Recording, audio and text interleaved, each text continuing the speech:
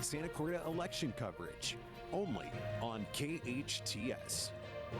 This is KHTS News Director Michael Brown here, continuing our series interviewing the city council candidates running in 2020.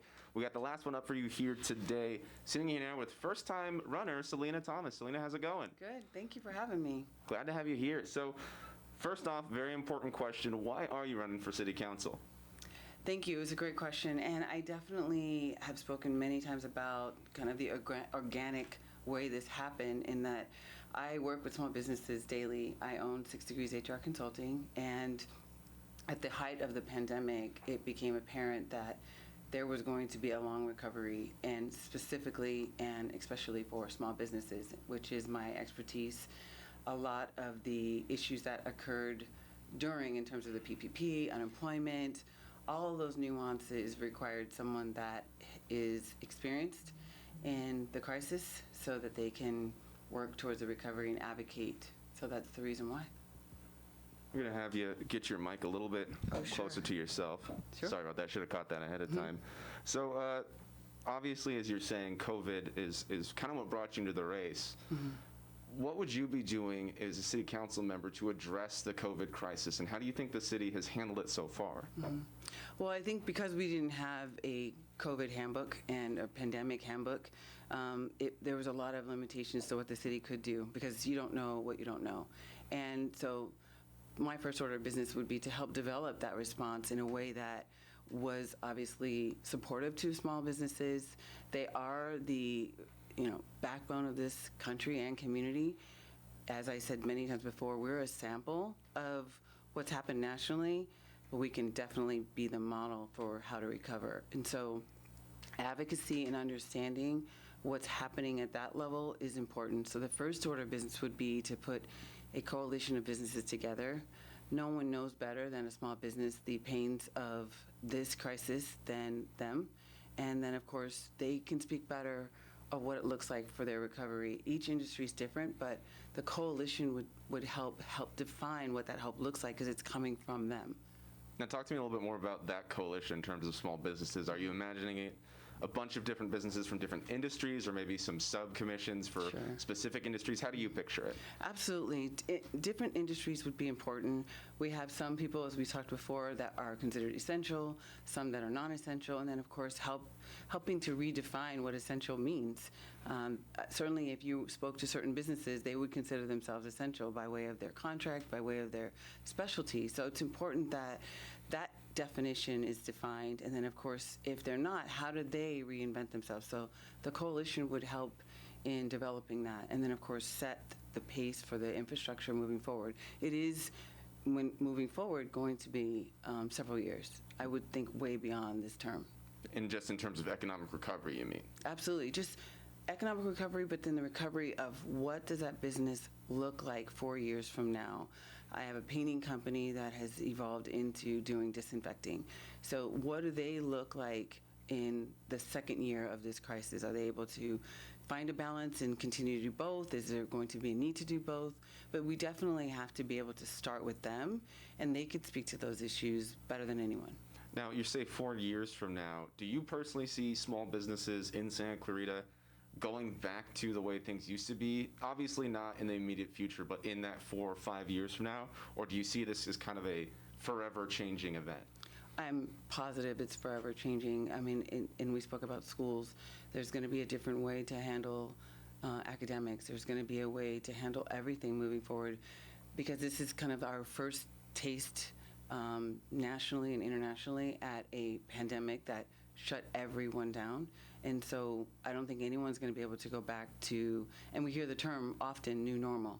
So we're developing that new normal, and we're having to live within that. But it's certainly an evolution that if we don't participate and speak about that, which is the reason why I stepped forward, then we're kind of leaving it to others to decide for us. And part of why I stepped forward was to be a voice for what that looks like, advocate. And then, of course, as a mother, with students in school, it's important for me as well to know that their education, student athletes, and people that engage in our social, how does that happen in a school setting? There's so many layers to this. There's no way that this could be resolved in a short term. Now, talk to me a little bit more in terms of education. We're mentioning that a lot. Now, obviously, specifics in terms of reopening and things like that are handled by specific school districts. But what can the city be doing from a city council member perspective to assist our students during this time? Definitely collaborating with the school district. I know that there's going to be different needs for different types of students. I have student athletes, so their needs are different than maybe a student that has underlying conditions.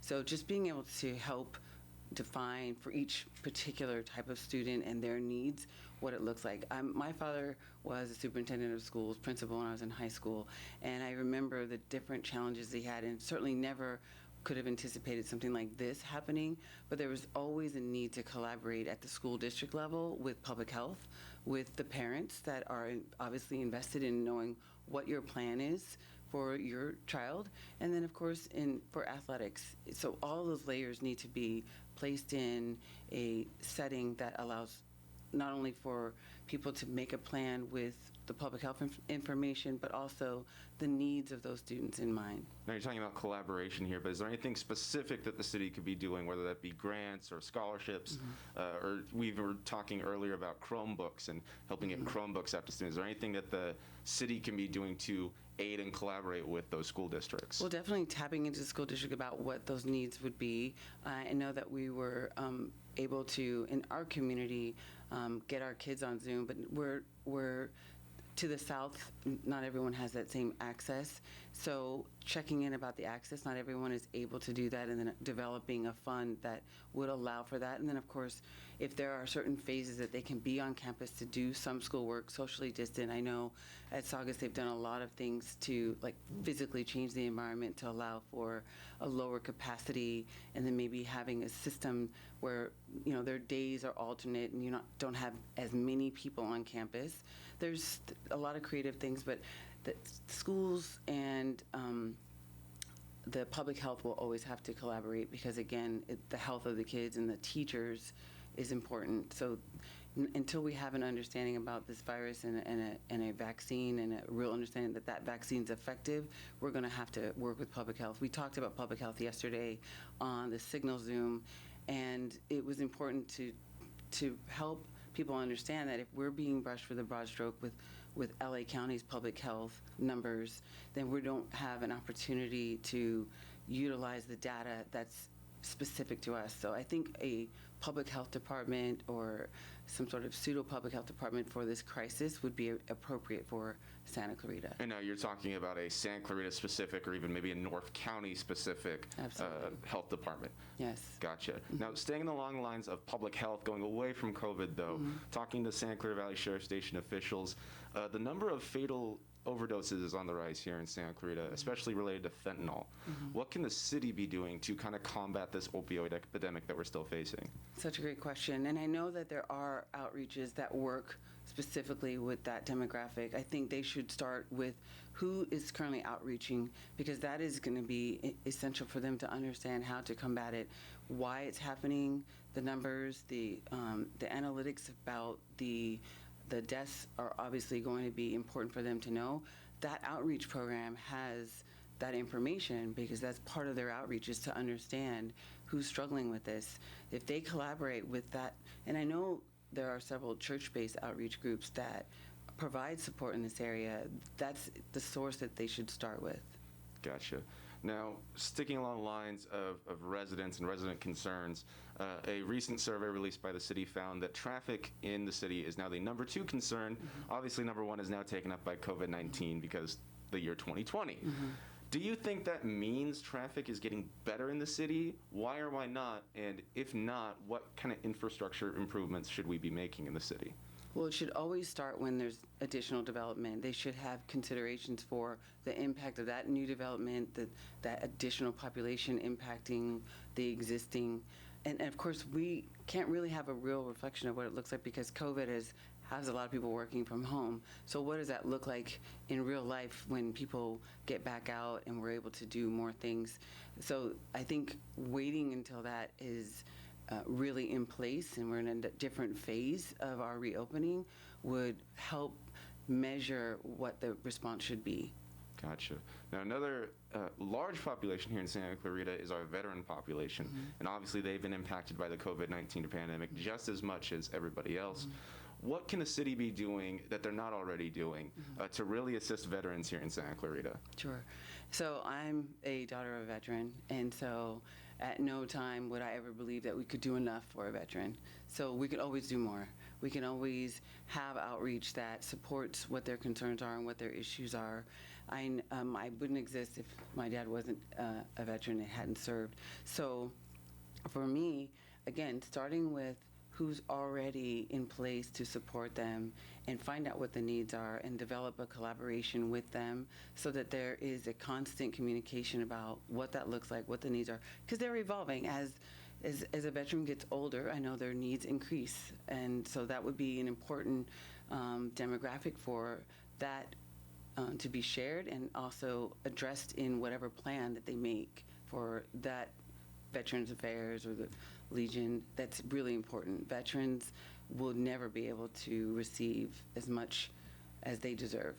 So what I'm getting from hearing your takes on veterans and the opioid epidemic is your approach at the City Council would be, don't fix something if it isn't broken. Let's find those existing resources and do what we can to support. Am I reading that right? Collaborate with them, absolutely. I mean, we already have a lot of leadership in this community that just evolves out of just that specific need for that particular demographic. Start with them. They're the ones, the source that can give you the input that instead of reinventing the wheel and deciding what's best for them, speak to them. It's no different than when I stated to develop a business coalition. You have to speak to a business owner to know what that pain is. It's no different in any other area that has a need. Gotcha. We do the same. Gotcha. Now, final question for you. We get to the ballot box November 3rd. Why would a Santa Clarita resident check Selina Thomas and vote for you? Absolutely. And I appreciate that. And I think because I have an approach that is pragmatic and solution-oriented to everything, I'm placing the experience that I have on the ballot, the compassion that I have for people, that I think has not been as present in previous, and is certainly not present in this election, and we feel that nationally. I feel that the experience that I have, not just in the business sector, but 8 years before I was a social worker, so I have the understanding on the social service side about people. And I think also just being an independent allows me to see things in a non-biased way.